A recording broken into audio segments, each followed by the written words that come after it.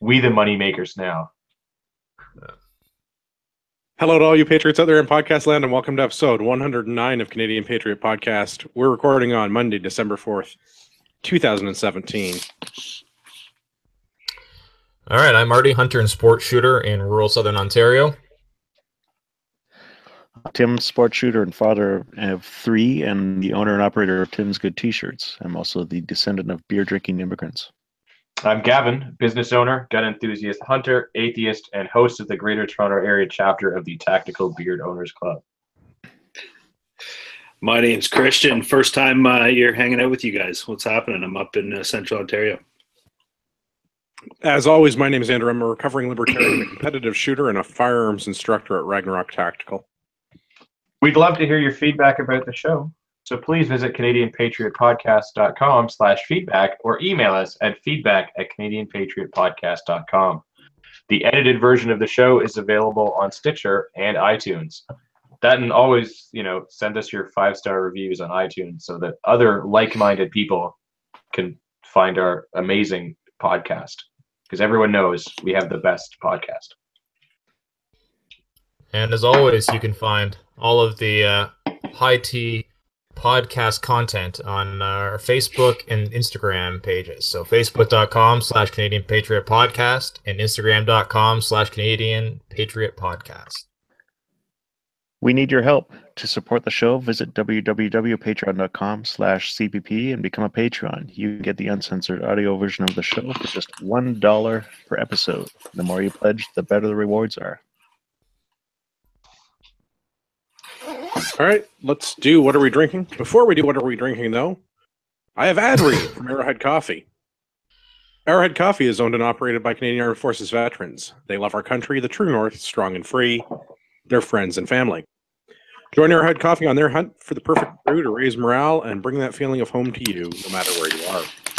A portion of all profits help Canadian Armed Forces members, veterans, and their families. All right, Christian, what are you drinking? I'm not. I'm on Discipline December right now. I'm in the gym every day and drinking nothing at all. That sounds like the most boring December I'd ever. say you're fired, but... Well, I must preface that by saying I just finished up a 10-year career as a beer salesman, so I've done my fair share. All right, Gavin, what are you drinking? That's got to be the easiest job in the world. Do you just present the beer and people drink it? Yeah, pretty much. I am drinking Jack Daniels and Coke Zero again this evening. Cherry or regular? Regular. I ran out of my stash of cherry Coke, sadly. Terrible. Marty, what are you drinking? Crown Apple and Coke Zero today. Ooh, nice. Tim, what are you drinking? Drinking 40 Creek Copper Pot Reserve and reverse osmosis water. Here's a sad story. I was at the liquor store and I was buying my bottle, and the guy... It doesn't sound sad yet. Yeah, but he put it in the bag, and then he pulled it back out and he asked me to go get another bottle. The lid had cracked, and 40 ounces of Copper Pot went to waste. It was still good. You could have totally taken that home. So I was just gonna make the comment of when I went to school, one of my roommates worked at the LCBO, and yes, anything that had a damaged cap did not go to waste. Let's just say that. Okay. Good. But hold on, would that not mean that our tax dollars are funding those LCBO parties with all their wasted alcohol? What that means. Yeah. Well, speaking I of guess I guess if it's going to anything, I guess booze is okay. Here's a quick tip as you head into the holiday season, listeners. The first turkey I ever made after moving away from home, I got directions from my mother over the phone about how to do the stuffing, and she recommended putting apple juice or orange juice in the stuffing to make it moist. I didn't have that, so I put in a couple shots of I forget what it was. It was a good whiskey though, and that was amazing stuffing. There you go. I believe that's is that now a liberal Tim annual tradition? I think so. Yes. is we'll do is that. Oven Time with Tim going to be a shoot off from Oven Time with Tyler? That's Oven times from us and our associates, they don't seem to do too well on the interwebs. Yeah, They have a short keep getting lifespan. those Facebook takedowns. All right. I'm drinking Coors Banquet because that's the official beer. And we're going to talk about Matador Arms. I have nothing to say about Matador Arms. Today's the 4th, and I thought we had a winner to announce, and I thought the winner was us. So I guess everyone will have to tune in next week to find out if we won. I'm sure we did. I mean, But to find out that we won, I think is the better way. There's no question. Positive mental attitude. We won. Have we? Have the other podcasts even sent out videos yet? New Yes, Shooter Canada Project did. Maple Seed and New Shooter Canada have both put their YouTubes on video. Wait, no, their videos on YouTube. Yeah, that sounds like a sentence. Yeah. Whatever. English is not my language.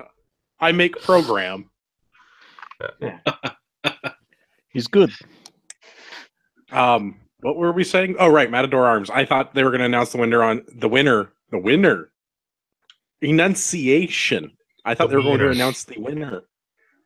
Yes, the wiener on December the 4th, which is today. But as far as I've seen, we haven't been declared the winner as yet. So I await with bated breath for when I find out that we can give away a $100 gift card to our listeners. And if our So what listeners happened to Trevor? How come Trevor's a no-show? He got the parts. Where's his video? I'm pretty sure Rage quit, just like he did at the charity shoot. He saw our video and was like, he can't top this. So Yeah. You guys cucked him hard. yeah, That's what I do. it's the mental games that we've been playing with him. All right, let's get into the news. What? I just say too many clown threats. Yeah. I didn't know the finance let's do minister was in their house. Oh. Let's do the news. First one's fun. Everybody heard that North Koreans launched a intercontinental capable ballistic missile. So naturally, our fearless leader is looking for a way to cower while the rest of us are annihilated. And Ottawa is activating 2 military bunkers to safeguard the national capital region in the event of some sort of a catastrophe. You guys, We're bringing read back through? the Deefy bunker, guys. Nice. I don't even think it's the Defen bunker. I think it's a different set of bunkers. Yeah, that's what they want you to think. Yeah. You know, we need to bring Maybe back. that's the case. We need to bring back the Avril Lavigne arrow.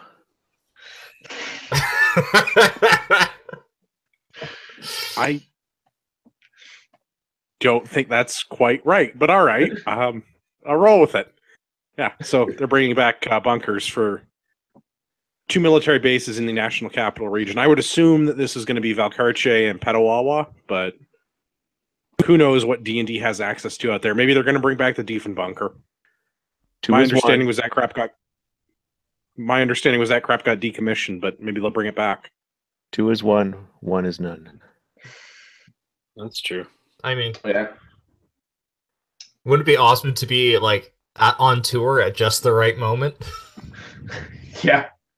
it's like, well, I just showed up for the tour, but I'm the government now. God, that would be. So I am the good. government now. Can you just imagine if we happened to go on a tour? That'd be so Well, good. we could go. We would be kings of the lizard people. Oh yeah. Implying I'm we fine are with that. already. I All right. get Did you guys have any thoughts about the nuclear scenario with North Korea? I don't know why we haven't just nuked him like years ago, personally. Or something a little more subtle. Like the guy is clearly unhinged. Tim, get the husher. The Husher. Yeah. Yep. Think of all the ridiculous honestly, plots they tried to get rid of Castro. There hasn't been one hilariously ridiculous plot to get rid of this guy.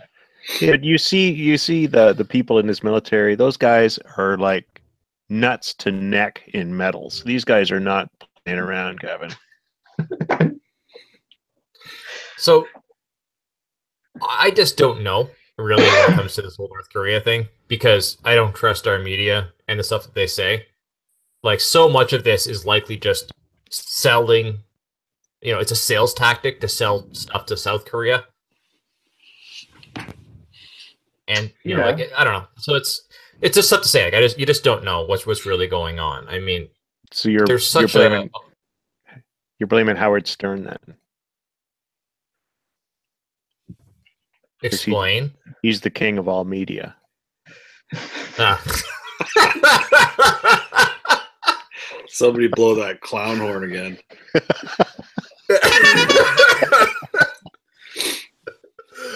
Yeah, that was a bit of a stretch on that one, Tim. But sure, let's go with that. It was good though. I liked it. I mean, I certainly trust our media more than I would say trust the media outlets from North Korea. But I agree. Ours are only one step lower on the scale of socialism than theirs.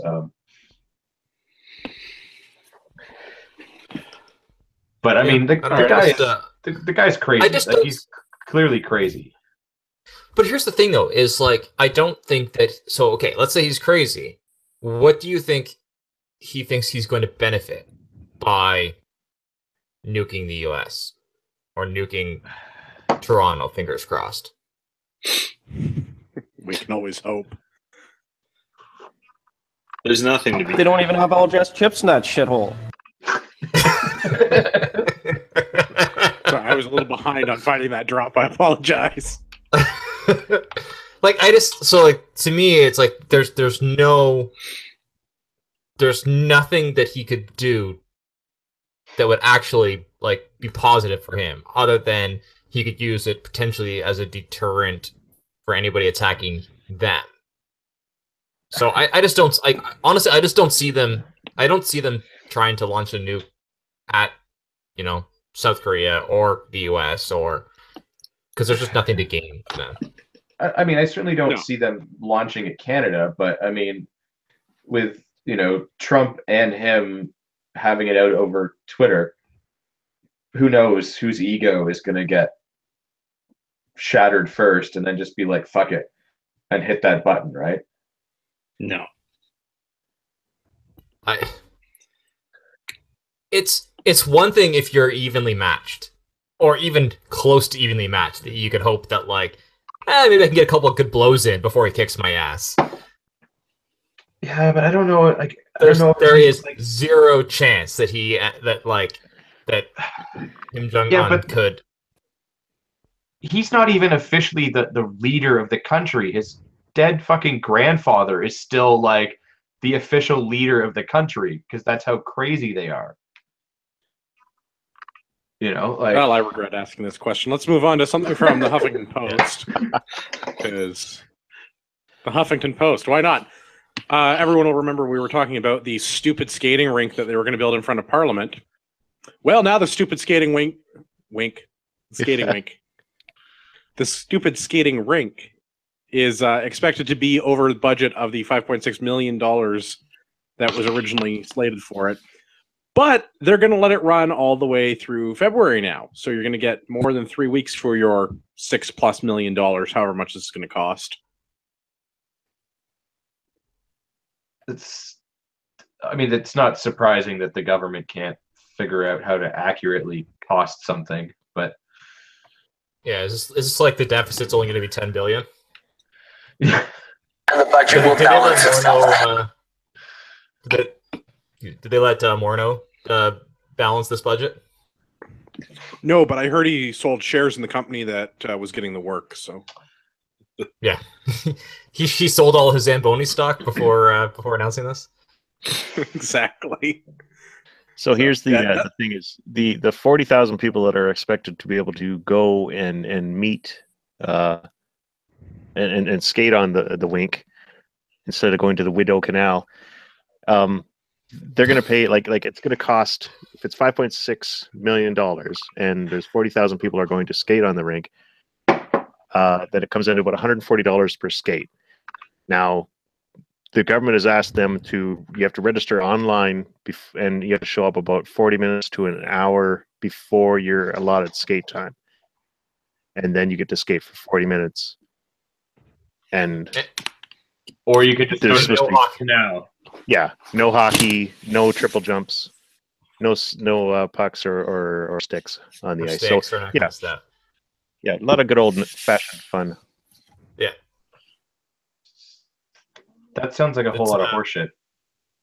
Yeah, it's super Canadian to not allow hockey, right?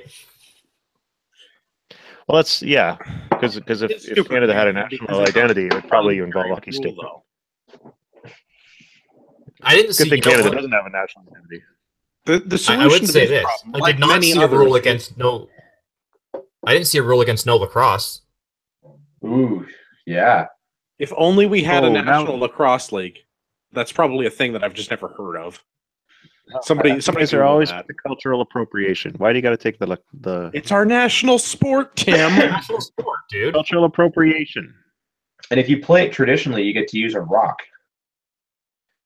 That's a whole different country. iRock? That's an Apple product. Okay. You pay extra, but you still get to hit someone with it. Or an iRock is that thing that all the Genos used to drive down to Wasaga in the summer in like the 70s and 80s. Forget about iRock. 86, baby. Great. So you're also culturally appropriating. Okay, here's the thing. Appropriate everything. I almost feel bad beating up on this because of like how ridiculous it is. Like it's they're spending $6 million on an ice rink, like a 5-minute walk away from the world's largest ice rink. I mean, yeah, it is a little like shooting fish in a barrel. Yeah, exactly. It's like I feel bad even picking on this thing. Like, I think this is kind of self-explanatory. Liberals. I felt bad the first time that we picked on it. I don't feel bad now because of the fact that it's going to go over budget by a bunch because they're extending its operation from 3 weeks to like 3 months. I no longer feel bad. This is stupid. They are wasting my tax dollars. The budget will never balance itself. Well, not with these idiots in charge. Yeah. But still, because it's government, the person who came up with this stupid idea won't go hungry like they should. They should, lose their job. There's zero consequences for them. Yeah. Well, yeah.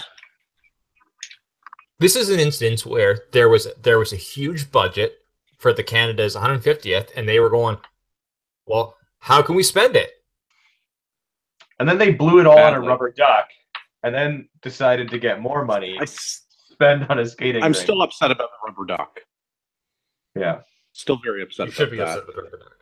I'm upset about the whole 150 thing. I don't think Canada did anything spectacular at all this year. I can't remember being moved or touched in any way by anything our government's done this year. If you haven't felt like you've been touched by our government, you are not paying your taxes. Yeah. What about? Hang on a second. What about the couches? I didn't get to sit on those or tell people my story. Wouldn't touch those either. Yeah, I've definitely been inappropriately. I thought shipping couches all across the country. I thought that was a good use of taxpayer dollars, right? Yeah. I will make no apologies. I don't have one where he says for couches, but as close as I could get. All right, let's do another one. There's a lot of follow-up in this week's episode, but that's okay. We've got an article from Global News. This is I've got audio from an exchange in the House. Bill Morneau's father was apparently the individual that sold the 20,000 shares in Morneau Chappelle immediately before the changes to the tax plan were announced. So we have that's in addition to the 680,000 that were sold. Yes, this is the additional. This is the $20,000 of private shares that nobody was disclosing who it was, and we thought it was Morneau. And it turns out it was Morneau's dad. So Yeah. I still say it sounds like insider trading. But These anyway, guys let's are- see they what aren't much for disclosing. It's 200,000 shares, just to be 200,000 shares. at So $15 a share. That's like audio from MP Pierre Polivar and the shiniest of ponies. On December 7th, 2015, the finance minister introduced tax changes on the floor of this House of Commons that led to a drop in the stock market and a 5% reduction in the value of Morneau Chappelle shares. But not before someone got out selling their shares just 1 week earlier. Correction, it wasn't just someone. There was someone else. Who was it? Right Honourable Prime Minister. Mr. Speaker, as we saw yesterday, the Conservatives find themselves in a bit of a jam. They are trying to make allegations here in this House, hidden behind parliamentary privilege, that they cannot repeat outside the House. Indeed, when challenged to repeat the allegations they had made on Monday, the Conservative House leader said, "I'm not going to say that. I don't want to get sued." Well, that, Mr. Speaker, is the proof that these are nothing but baseless allegations. Honourable Member, order for Carleton. Let me quote something that is just now being said outside of the House of Commons and is on the Global News website. Global News has analyzed insider trading reports of the company Morneau Chappelle and discovered that the finance minister's father sold a significant number of shares day before his son announced a major tax policy change. Is that too just a coincidence? Right Honourable Prime Minister. Again, Mr. Speaker, the Conservatives find themselves in a difficult position because this finance minister has been responsible for extraordinary growth, the best growth in the G7, has been responsible for lowering taxes for the middle class, raising... Order. We're early in question period, and we've already heard a lot from the Order. The Prime Minister is lying. Please make the Prime Minister stop lying. So hold on. By growth, does he mean growth of our deficit? Is that the growth he's talking about? That would be the record growth, I would say. Oh, okay. I just wanted to make sure, because otherwise he's full of shit. I thought I had a drop for him saying the budget. Yeah, if you measure from the heart outward, but I can't find it. That's too bad. I mean, everyone just knows that deficits will measure growth, but yeah, deficits are measured from the heart outward or some nonsense. Deficits are a way to measure a government success. yeah. So I can't find the drop. Whatever. So that's 200,000 shares. Deficits are a way of measuring the kind of growth and the kind of success that a government is actually able to create. Now I know why I can't find that drop. It's way too long. Yeah. 200,000 shares at $15 a share at 5% of that is $150,000. So he avoided $150,000 of loss. And that's about, in one move, in like one day, he saved about 3 times the average wage of an Ontario worker. So I don't know. It smells like a duck. It talks like a duck. It's probably somebody in the Liberals doing insider trading. I tell you what I've done. I've started buying Cavendish French fries. Not McCain's? No, I don't buy McCain no more. That's good. Proud of you, Tim. So, yeah, I thought we'd come back to this. We talked about Morneau so much the last couple of weeks. Why not talk about him a little bit more this week? So apparently the $200,000 of unaccounted for shares that were sold belonged to his dad. That doesn't sound like a problem at all. No. What do you have to do to get fired? It seems to me that's a pretty, serious offense. Oh, well, that is a lovely segue. Allow me to play you some audio from the Honorable Mr. Scheer. Bill Morneau has betrayed the trust of Canadians over and over. This is the finance minister who launched an attack on local businesses across the country and has now left them in a cloud of uncertainty. This is the finance minister who refused to answer simple questions about his assets and who controlled them. This is the finance minister who is fined by the ethics commissioner for failing to disclose a corporation he owns. This is the finance minister who is under investigation for breaking federal ethics laws by introducing a bill that could directly benefit his family company. And now this same finance minister has dodged very serious questions again and again about the timing of the sale of his stocks in Morneau Chappelle. And through all this, Justin Trudeau has stood by Bill Morneau and even adopted his tactic of avoiding questions in the House of Commons. If Bill Morneau doesn't want to be accountable to Parliament, then Justin Trudeau needs to find someone who will answer questions. That's how our democracy works. After weeks of the finance minister demonstrating outrageous disrespect towards Canadians, and after careful consideration, in my capacity as Leader of the Opposition, I am officially calling on Bill Morneau to resign as finance minister. It is all right. That's enough of that. He goes on for a while.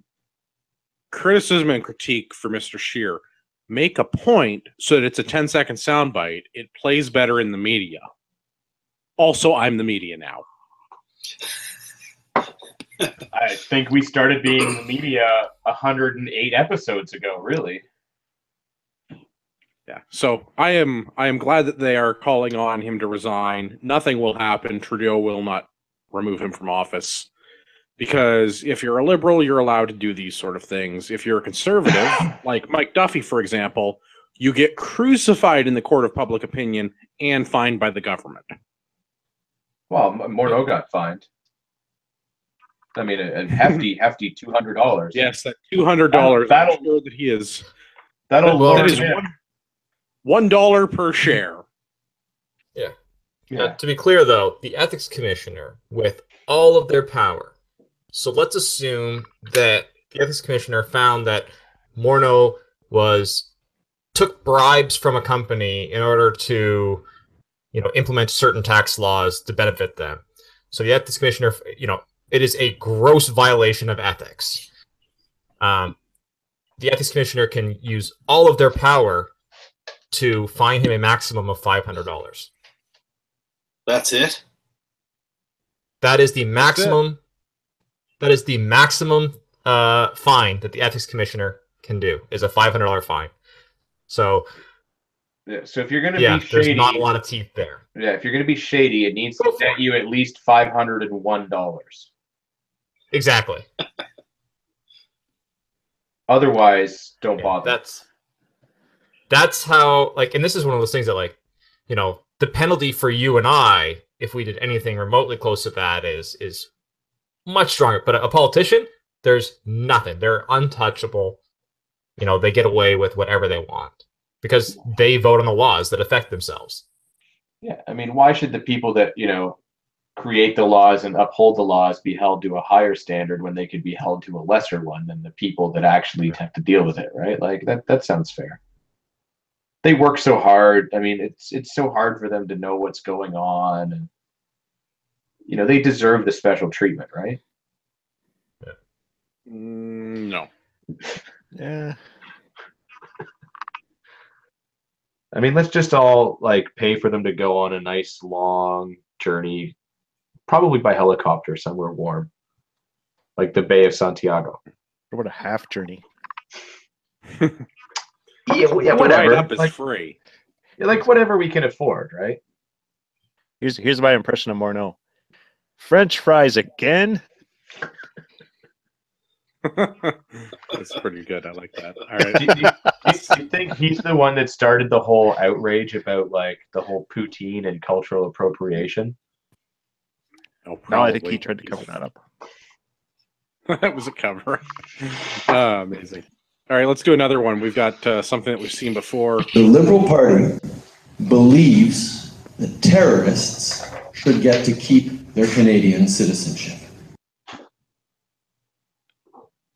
It's an old drop, but it checks out because we have another terrorist that's being allowed to retain his Canadian citizenship.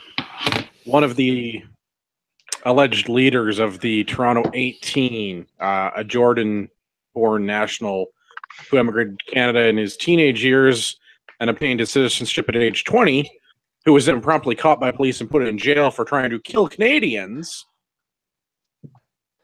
the Liberal government has decided to grant him his citizenship back after it was revoked under the Harper government. So, Harper. Ooh, that guy's the devil. I know. Literally Hitler.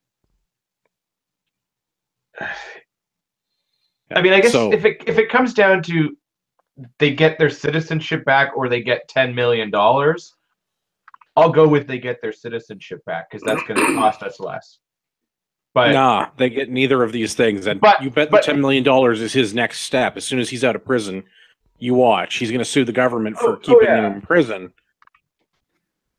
But yeah, no, they should get one of these one-way helicopter trips that we've mentioned earlier. Yeah, but if you look at what the mayor of London, England said, like about things being part and parcel, isn't being Canadian, like, isn't being killed because you're a Canadian part and parcel of being Canadian or possibly being killed? I didn't think we had an identity. So if we don't have a Canadian identity, how could being killed for being Canadian be part of that? Yeah.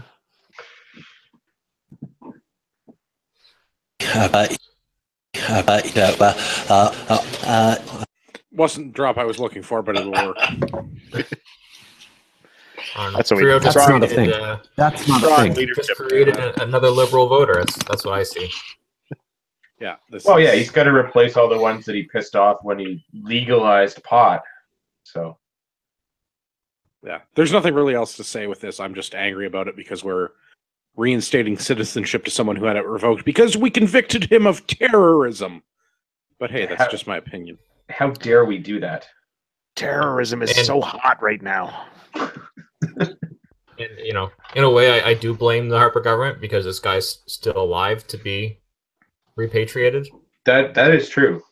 You make That's right. We should have had some of those extrajudicial helicopters. Mm-hmm. Yeah. Those death squads that we don't participate in now because of Trudeau should have been participated in under the Harper years. Now we have haiku squads. Not to be confused with high tea squads, but high Q completely different. I mean, at the very least, you think that we could do limericks. Yeah. If it was limericks, I'd be on board. If it comes right down to it, limericks are kind of cultural appropriation. Unless you're from Limerick. Then it's okay, right? I better call my lawyer. Although, wouldn't haikus be also cultural appropriation unless they're Japanese? Cultural appropriation. I mean, I love a good haiku, but... Do you know? Mostly because they're so ridiculous and they don't make sense. Who does? Only the good ones. Yeah, you just left more confused than anything else at the end of it. You're like, that was just random words that fit the pattern. Haikus are easy, but sometimes they don't make sense. Refrigerator. Yeah, exactly.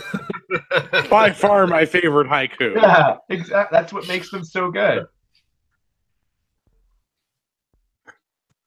There's no rhyme scheme. There's no, anything. It's just... It's kind of like who we award citizenship to. There's no rhyme. There's no reason. It's just refrigerator. There's a pattern. They all vote liberal. Give them 10 million. Yeah. They live off the state and vote liberal. There's a clear pattern to who we give citizenship to. Well, let's talk some more about ISIS fighters. We talked about this before too, and it's in the same vein as our individual that was just re-awarded his citizenship. Apparently, there was a bit of a shouting match in the House this past week between Andrew Scheer and Justin Trudeau regarding how the government plans to reintegrate returning ISIS fighters. There's an article from CTV. I couldn't find any good audio of this. I assume that someone like Marty that can watch Question Period all day would have found some. Yeah, I could have pulled the audio for this. This was a good one. Where basically Sheer complained that we were using haikus for these people, but yeah. Yeah, so a little bit of a shouting match. I enjoyed that. We're not really using haikus. Haikus are available if they choose to listen to them or read them. Yeah, they're not mandatory. We're not monsters. Yeah. I mean, is there job postings for anti-ISIS haiku writers? Like, how do I get some of the haiku dollars? That is a good question. I think we need to look into this. I don't This was know, a good. but This was a good exchange, though. Trudeau's false outrage was pretty funny. The false outrage, seeing him, this is the most articulate I've ever seen Trudeau, and I wish I could have found a clean copy of the audio to rip the good bit out of. Because when he yells and points, do you notice that he picked up the Donald Trump pointing with his thumb over his fist motion? Isn't that a George W. Bush thing? Is that a Bush motion? I've seen Trump doing that a lot in press conference. It's a Bush motion. So I enjoyed that he picked that up. But did anyone else notice that during this exchange, they quietly released the stats that CSIS is aware of at least 180 individuals now that have traveled to Syria or Iraq to participate in terrorism? And 60 have returned. Notice how that did... No, it's been quietly adjusted to 180 now. No, that's traveled. It was 60. Yeah, but Traveled 60, to, not back. 60 have returned. Yes. That we've kept track of. No. Yeah. So again, I we don't wish keep I had track of any of them. I wish I had a good copy of the audio, but one of the individuals in the House, it was a different conservative MP. It wasn't Scheer. There was a follow-up question, and somebody in government said 180 now. And my understanding was they were talking about people that came back. I realized that the article that we're referencing says 180 travels, or 180 individuals traveled to, but somebody in the House said 180 this week. I missed that, if that's true.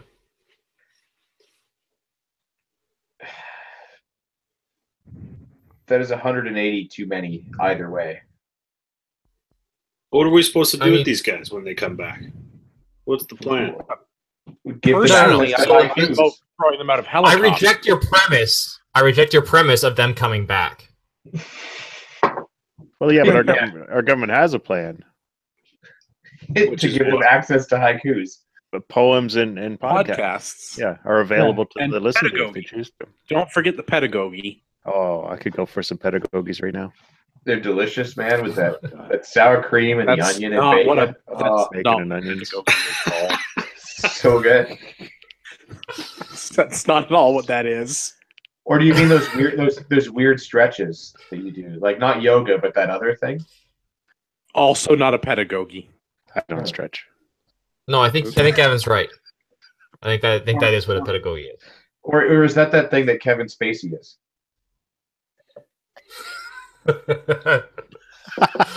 Definitely that one. Definitely Still not a pedagogy. Different thing. Anyway, I thought this was good. It's too bad we didn't have audio of it. There's nothing new from when we talked about this last week or the week before, but I like give me a heads up next time. Don't just say in the podcast. I really wish we had audio for this. Well, I wish Marty did his job, but here we are. Well, he does the work he's paid for. So exactly. Which reminds me, we need your help. Yeah. Yeah, Tim, that's your point. I still don't know if I've come around to being a total Scheer fan, but he's certainly been on point this last week or so. I mean, that commercial of him like walking down the street meeting his neighbors and stuff is like awkward as fuck. But other than that, in the House and everything, he's been on point this last week, 2 weeks or so. So keep up the good work. Honestly, that advertisement. Now we're taking a tangent here, but that advertisement was brilliant. Like, I don't know. I really hope that it was intentionally awkward as fuck, because it really makes. If that was the case, then yes, it's brilliant. It's not the case. I honestly don't think so either. But ultimately, it does exactly what it needs to do. Is it paints him as like an awkward guy, as opposed, and like really contrasts him against like the slick politicians of the other two. Fair. Like it honestly does make him more like human. Yeah, but than the other two. Here's the problem there, fellas, is that, you know, a big part of our population elects our leaders based on their charismatic nature and their ability to be likable. I mean, I saw that commercial and it made me cringe. He's not a likable person walking through that park. He seems a bit creepy to me, if I'm honest. Isn't that true? So you're saying you wouldn't let him babysit your kids? Never. No. Yeah. And see, like, that's why the is thing. he in the park? Does he even have kids? Isn't that weird? Is it that's what Yeah, he's got like, yeah, he's got like a fucking half dozen kids. But we were talking about before, and it's not like he can't. Like I was thinking, I said I'd like to see him get less polite with Trudeau, and it actually just beat the shit out of Trudeau, like verbally in the House, in like just rudeness and just in your face. But that's not going to get him any votes, because like in Canada, you can vote for like the Conservatives, or you can vote for a socialist, or you can vote for socialist shitbags. So, like. He wouldn't that wouldn't gain him any vote. Socialist shitbags, NDP, led by Singh. That guy, his name's a verb. Yeah. I'll probably go with the Conservatives out of those choices. If you're just giving me that's my options. What I'd like to see him do is I'd like to see him beat Trudeau at his own game and bust out some fucking stellar socks. Like just. But I think what the Conservatives need to do, like, they need to be physically conservative, but also like socially, the whole social aspect that always seems to be like, as soon as you talk to like my friends, the other liberals, like it always goes to abortion and women's rights and all this stuff, and it's just like that stuff doesn't matter. It's all the stuff that politicians signal with, but in my opinion, it shouldn't have any bearing in a vote. It is just the government should be small. It should reduce taxes, and that's it. Yeah. It should defend its borders and reduce taxes. No, it should defend its borders. Let 180 individuals who fought for ISIS back into our country. Yeah, that falls under defend its borders. Yeah. That is the entire function of federal government. That is all it should be doing. But that's what I mean. Like, it always gets tied in with this whole, I don't know. There's something psychologically wrong with the rest of the voters. Like when that isn't enough, and suddenly they have to do this, and they have to be pro-abortion, and they have to be anti-church, and they have to be, you know what I mean? Yeah. I think we're starting to see a kickback against, like a pushback against Trudeau and the elitism of the Liberals. So I'm hopeful that kind of, that leads people towards the sort of awkwardness of Scheer, like that. Here's the problem, guys. You got a guy like Scheer who's clearly not likable to the liberal population. So the focus group that they hired in order to, make this guy popular, they're not striking the right chords, right? They got a big job ahead of them to convince the Instagram generation that this guy is the one we need to elect next. I'd like to see how they're going to figure that out. It's going to be an interesting year, that's for sure. Yeah, guys, so you have a good point. The thing is, though, they're not going after the Instagram generation. That's not like you're not going to get them. You're not going to get the millennials. So what they're looking at is sort of that, maybe let's say 30 up, where they can get people going like, yeah, he's just like, he's a normal guy as opposed to a liberal elite. And so showing him as this awkward dude, like, is likely more beneficial than trying to make him off as a charismatic guy. You're not going to beat Trudeau at his own game, so change the game. Yeah. What if he starts wearing like skinny jeans and flannel and a beanie cap and like gets like a neck tattoo? Right, exactly. Like, that's going to be fucking terrible. Like, I mean, he's not going to win like that. He's not going to win that way. Yeah. But that's the slippery He's slope. got to play off of. Yeah. So like he's up against two, charismatic people. So he's got to like play up that he's not that. He's trying to make his weakness a strength. Yeah. And I guess It's not to a be bad honest, play. with the NDP getting Singh in, like that's genius because now basically you got a handsome guy who can wear a very colorful turban, and you know what I mean. And so now he also has like a if he's racist.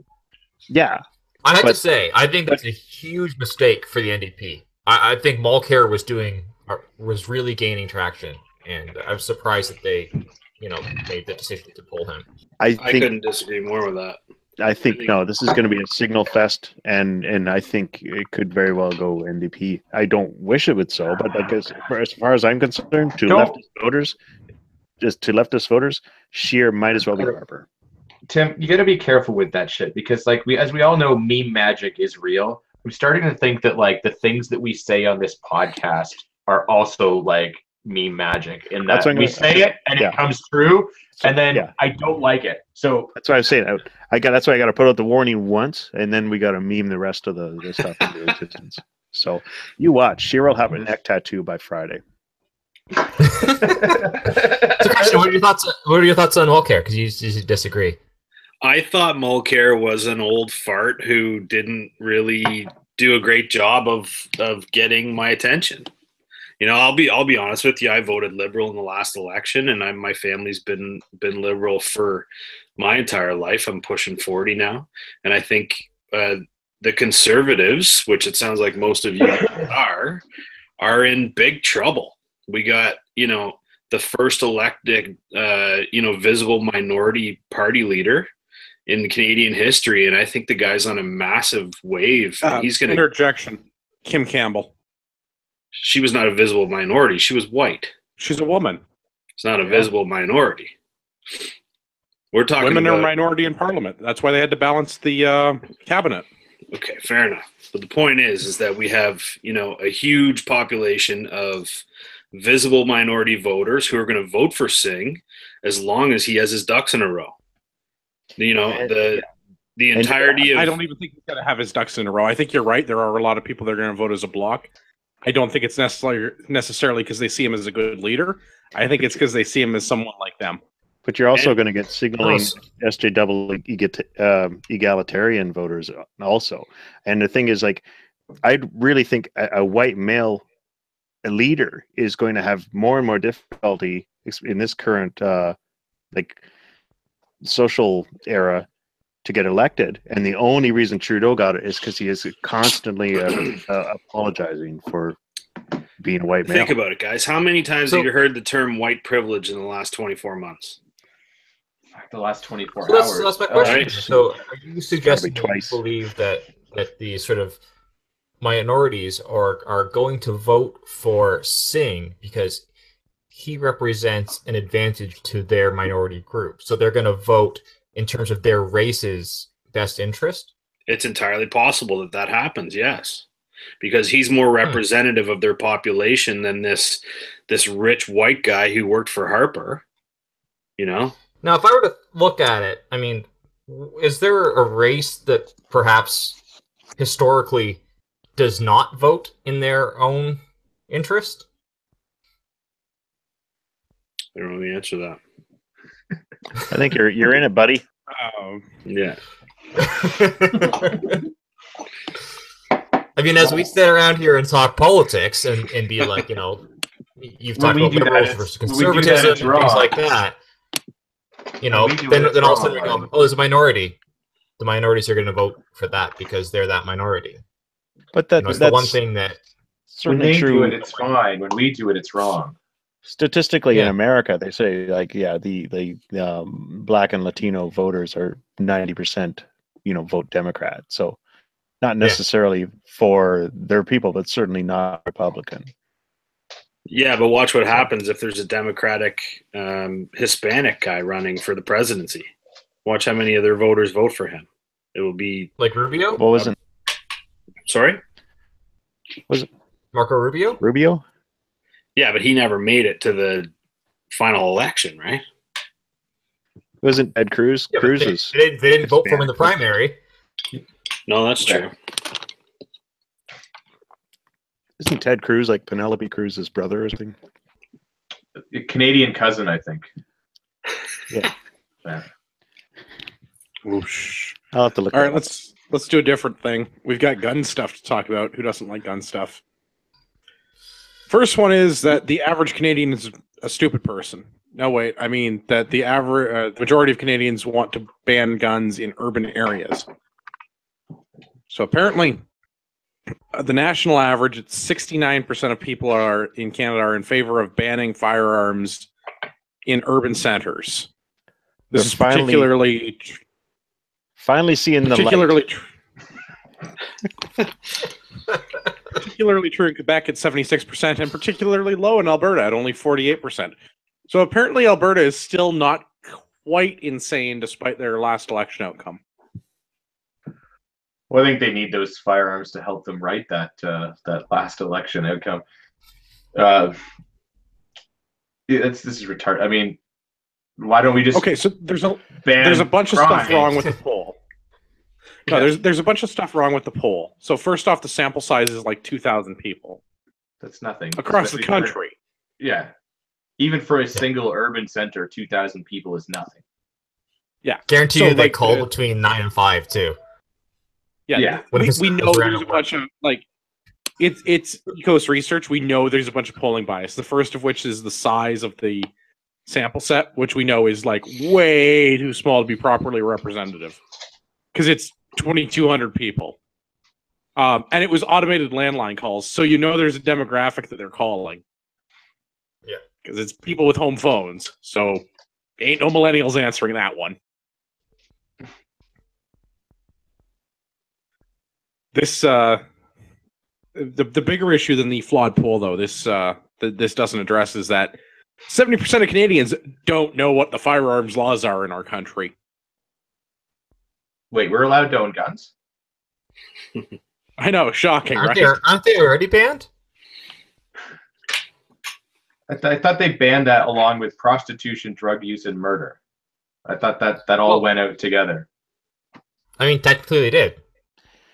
C68 made the possession of a firearm. It's the Criminal Code of Canada. That is prohibited in this country. Now, our government is one of, I think, the only government in the world that will sell you a license to allow you to break the law. Man, I wonder what else I could get a license to break the law for.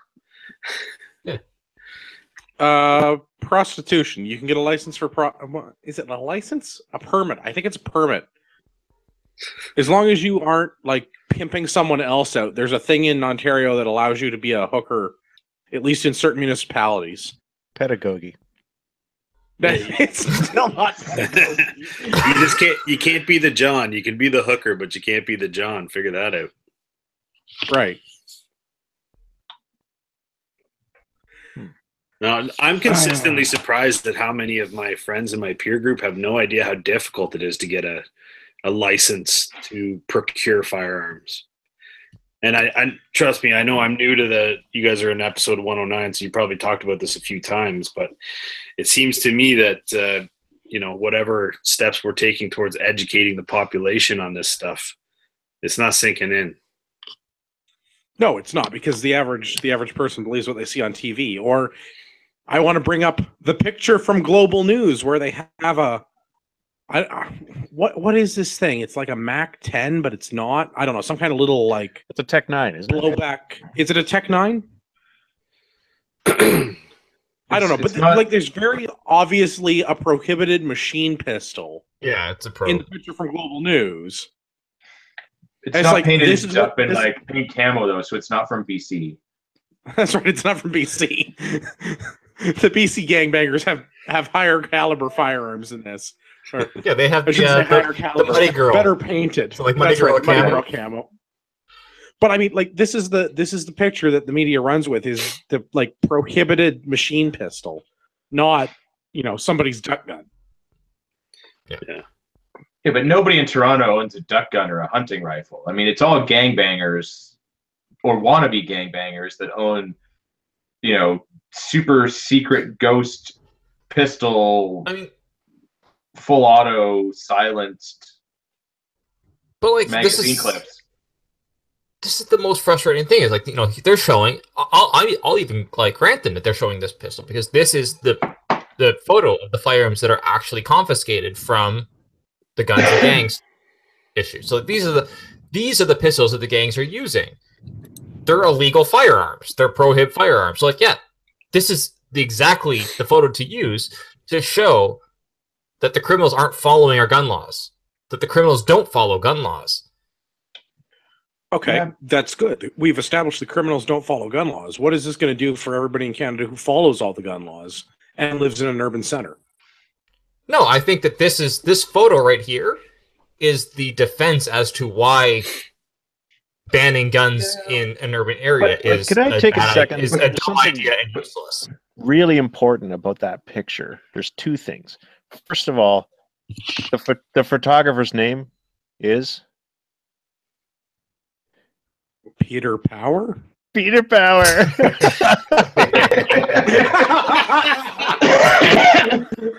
and second of all, Peter Power can't focus a camera worth of shit. Peter Power, you're a terrible, terrible photographer. Can I ask the question? Why does this gun have a key ring? That looks. I'm beginning to think that's homemade. Like the front sight is a key ring. Is this like is the firearm a keychain, or is it just not so you put your keys so you don't lose it because it's so you don't drop it out the car door when you're out the window when you're doing.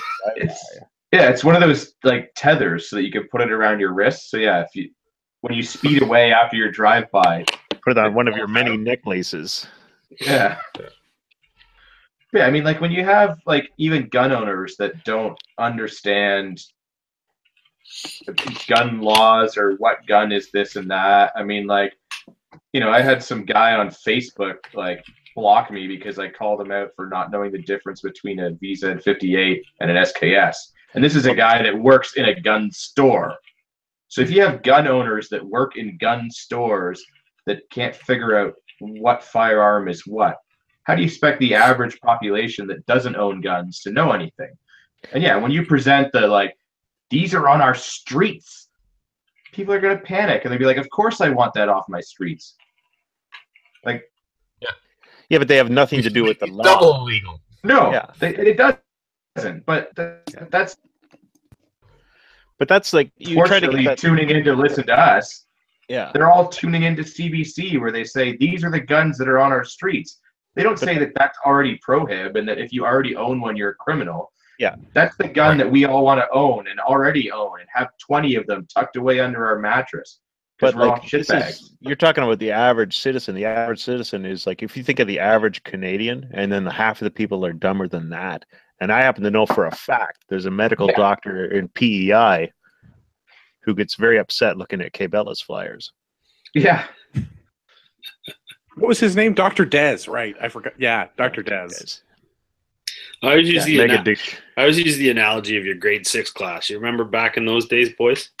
You remember there was the couple of smart kids and then a whole bunch of average people and then quite a few who weren't so smart and the troublemakers. And no matter where you look in today's day and age, you'll find the same ratio. Pick 30 people and the ratio doesn't change. So whether they're gun owners or not, it's the same ratio everywhere you look. Yeah. Right? This is true. This is what I've been calling for years, the asshole ratio. Yeah, we're just not crammed into the same room by public school system. Government school system. The worst kind. All right, let's do another gun one. We've got a CBC article. Massacre survivors and family members press liberals for stronger gun law. One survivor calls it ridiculously messed up that people can easily access powerful weapons in Canada. They do not like bullpups, eh? They really don't like bullpups. The pictures are exclusively of bullpups because everyone knows that bullpups are the most dangerous firearm. Yeah. Well, I think the more awkward and less ergonomic you make a firearm, the more dangerous it gets. Dude, that's why the IDF exclusively uses them. Yeah. You want that muzzle blast right up your nostril. Yeah. And for lefties, you want the brass ejecting directly into the side of your face. Anybody else here? It's on the list. I have parts for a Tavor. They're pretty fun. Just saying. Yeah, the new one is really nice. The latest X95. Yeah, the latest Jewish space gun looks amazing. Yeah. So it's that time of year again that Equal Polytechnique is in full swing, and the Polytech Remembers group is doing their thing, which I guess keeps Heidi Rathagen employed year to year. That's good. Everybody needs a job. I feel that both the CBC and Poly Remembers are being intellectually dishonest about how easy it is to attain these powerful firearms. Oh wait, I got a button for this. Powerful firearms in Canada. Well, if I want to go into a store and buy a Mini 14, which was the firearm in question used in the massacre there, I could just walk in and in like 15 minutes I could just buy one. Mm-hmm. Mind you, I had to go and do like a day-long course, weekend because I have the art pal, but day-long course.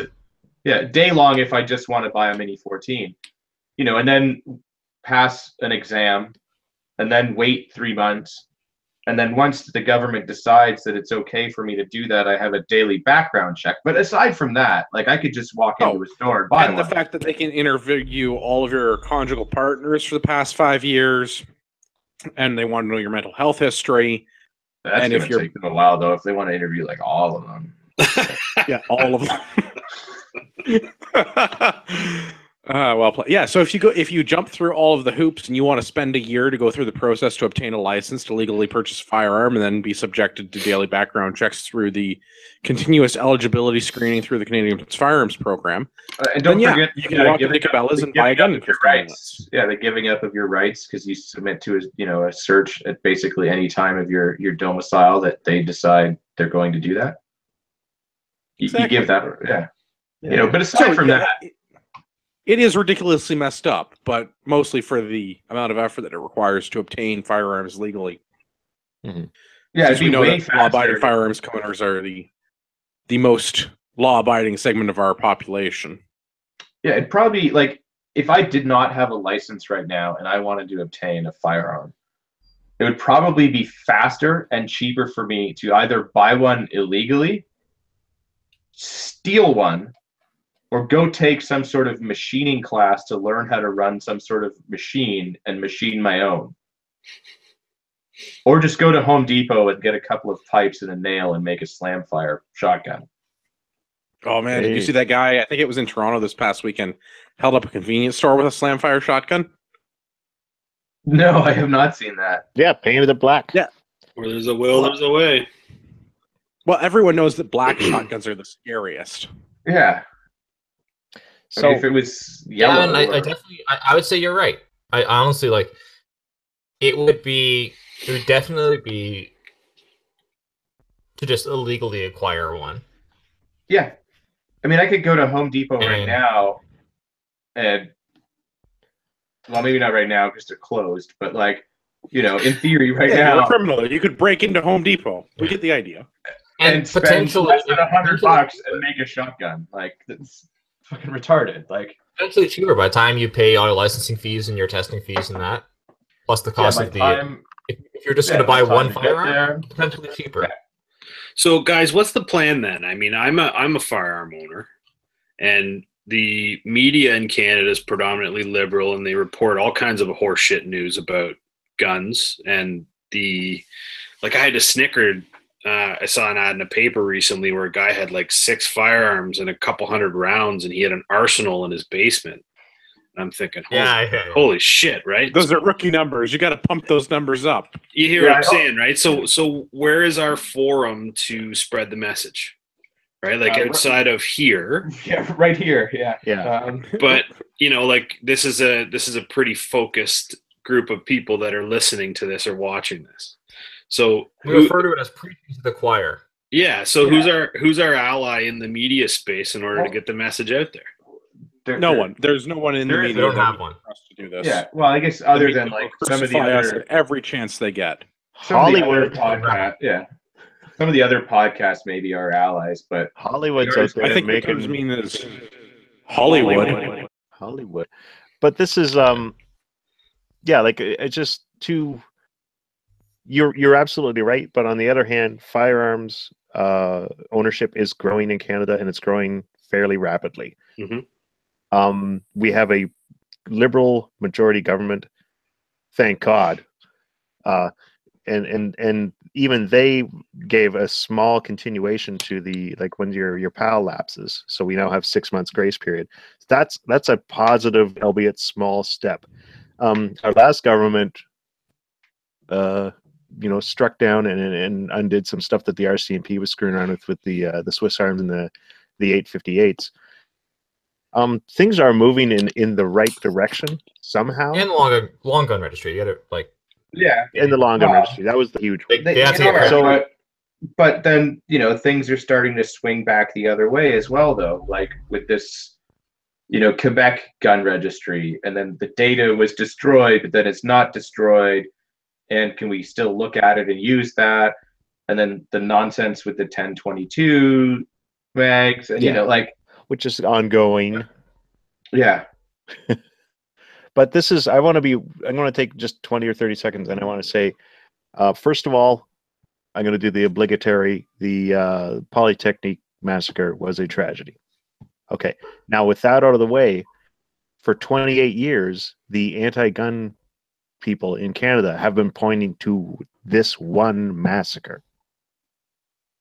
Yep. We got to go back 28 years to talk about a massacre in Canada. Yeah. So whatever gun control we have is working then, right? Yeah. Well, I've read a lot about. We haven't had one since, so it's working. And a lot of that has to do more so with police tactics and the way they respond to incidents like this, more so than any regulation that we have in place. Yeah, but there is positive stuff going on in the industry, like the Maccabee Defense receivers. Yeah. I mean, as much as we like to shit on the other guys, the 102 as well. Yeah, 102. There's interesting stuff going on. I understand. I keep seeing references to the Australian. Australia had their one, mass shooting. Then they made changes to gun laws, and they've never had one since. I mean, similar to Canada, we had the one, and we've never had any since. Yeah, but I believe Australia also changed the way that they measure those things at the same time, so that anything that happened after that doesn't quite qualify. But they also say it's just one of those things where it's like, if that's your measure of whether or not gun laws need to be changed or not, and Canada's fine. Yeah. But Australia, what's interesting, if you look at the crime statistics, and I'm not going to delve into it much now, but I'm going to say, if you can look into it, and there are people that say that for every drop, and there was drop in firearms crime in Australia, but it comes and shows itself in rises in arson and violent assault, bludgeoning, sniping. So the key is to look at the violent crime rates, not just whatever reported as gun crime or whatever. But that's why I always said we're not allowed to self-defense with a gun, or we're strongly discouraged from defending ourselves with a gun in Canada by the process as a punishment, because beating someone to death in your house with a baseball bat is so pretty. Yeah. Well, it's moral that way. But I mean, and the problem is when you look at the statistics, like Marty's saying, you got to look at the violent crime stats and measure those and see that there is no change. It's not even that. It's they'll look at deaths by firearm. And it's of course, if you ban them outright, suicide by firearm is going to go way down, which is 2/3 of the numbers right there. So If you ban firearms by 2/3, the deaths by firearm is going to drop like that instantly overnight. And then all the others use a different way. yeah, they're gonna take pills or jump off a building or in front of a train or something. So those numbers don't change either. So But nothing changes other than the method. That's the nature of statistics. And one of my favorite quick little stories about statistics is when they switched over and started using the helmet in World War One, head injury instances went up 1,100%. And someone was like, "Oh my God, these helmets are like causing injuries. Like, what? We got to stop wearing the helmet." And it's basically they weren't dying. Yeah. You know, they were becoming injured instead of dying. Yeah. So. Yeah, for any of the listeners that's interested in the sort of how the statistics are manipulated, look at the works of John Lott. He's got a few books out there, More Guns, Less Crime, and he really breaks down the statistics and how the statistics are selectively manipulated to sort of prove a narrative. Well, then, like 45% of people know that statistics improve anything you want. Yeah. Let's talk about something else with statistics. I got an article from Caliber Mag. The bulk of gun crimes... That's not how you read English. Bulk of crime guns domestically sourced. Try 33%. So Dan Fritter put up an article last week. There's a bunch of access to information documents that have come out. The majority of firearms that are being illegally used in Canada are being imported illegally into the country, i.e. being smuggled here. They are not, in fact, being stolen from law-abiding Canadians, like some liberal politicians may try to lead you to believe. Shocking. Who would have ever thought?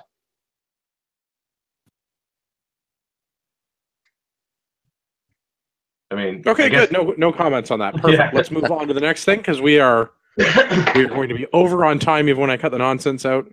We have listener feedback this week. Let me find my tape deck player from Earl here. Just give me 1 second to hook the tape deck up. Tape deck.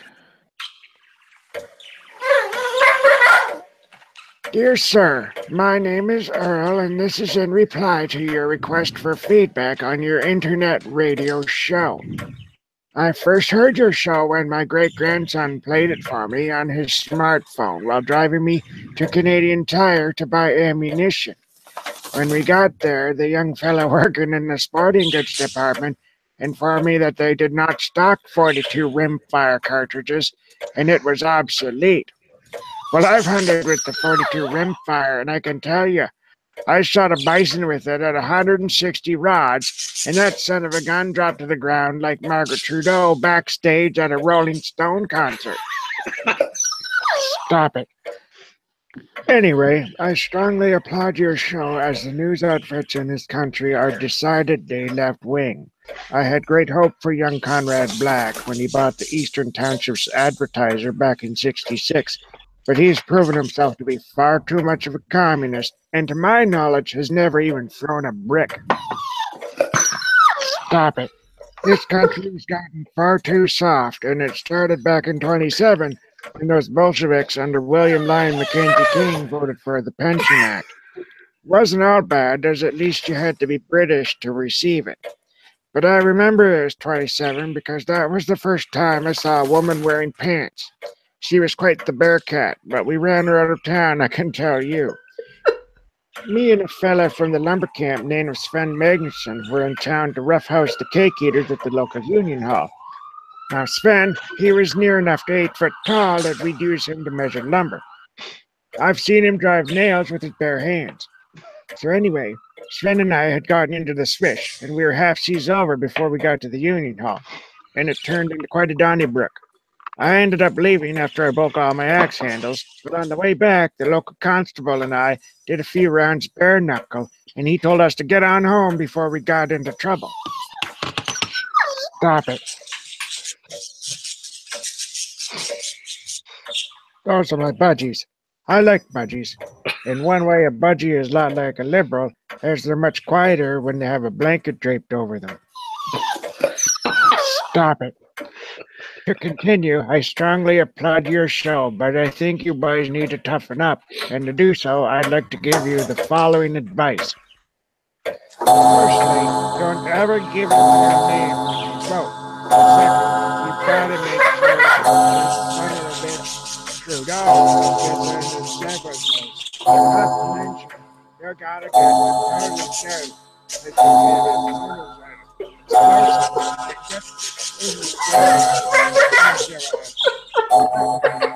pretty sure you do that, you'll be fine. Now, if you'll excuse me, I need to go change my mustard blast. Stop it.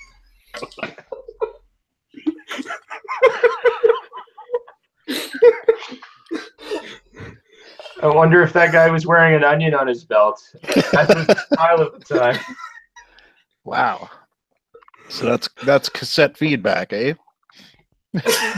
Yeah, that's if you want to mail us a cassette, have your great grandson get in touch with the show, feedback at CanadianPatriotPodcast.com, and I will provide you a mailing address. I'm confused.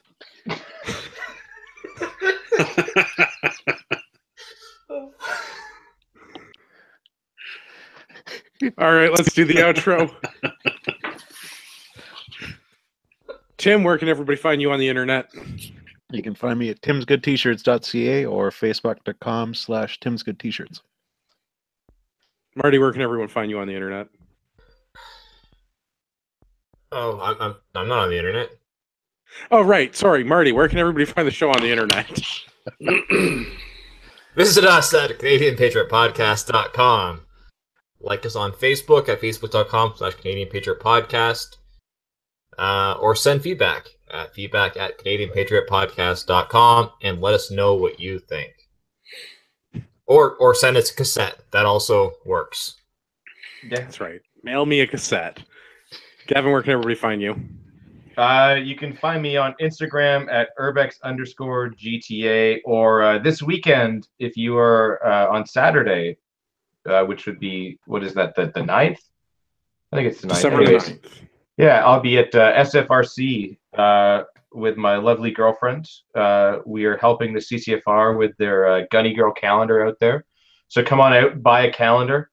There'll be a bunch of the other ladies that are in the calendar there that will be doing a calendar signing. And then on Sunday, I will actually also be helping the CCFR at the Jerseyville Gun Show just outside of Hamilton. Also, hawking calendars and such. So, I'll be there, but more importantly, the lovely ladies will be there that are much better looking than I. So come on out, buy a calendar. Hey, don't sell yourself short there, Gavin. Thank you, Marty. I appreciate that. That's quite the beard you have. Thank you. It's taken many, many years. Christian, do you have an online social media personality or anything else to share with the listeners? Not really. I mean, I started a company called Walsh Media. We're putting billboards up all over Central Ontario. So if you have a business, whether they want them or not. Pardon me? So whether they want them or not. Whether they want them or not, exactly. So we're just getting going in that, but kind of a cool experience to hang out with you guys tonight. Thank you. Yeah, you're welcome back anytime. Glad you're on. I think that's everybody, right? I didn't skip anyone. No, it's just you. Oh, there's Ragnarok. You know what? Who I did skip? Rod Giltaca. I have to apologize to Rod because we couldn't fit him on the show when we had Christian on. I don't like to have one new panelist at a time. Rod, send in a cassette, Rod. Yeah, I think he's busy right now making a new video about 1022 mags, but. Of course, my name is Andrew. You can find me every Monday night on Canadian Patriot Podcast. Or if you want to get some firearms training, I'm looking for places to hold classes next year for Ragnarok Tactical. You can drop us a note at, any of my emails, andrew@ragnaroktactical.ca. That's a good one to use. Or on the social media, find Ragnarok Tactical and let me know that you want us to deliver a firearms course at your local gun club. Yeah. I think that's everything. Yeah, the training will be even better than the banter. That's a guarantee. The training is basically the banter, but I get to hold a gun. Yeah. For all of our listeners out there in podcast land, I would like to remind you that you are the true North, strong and free.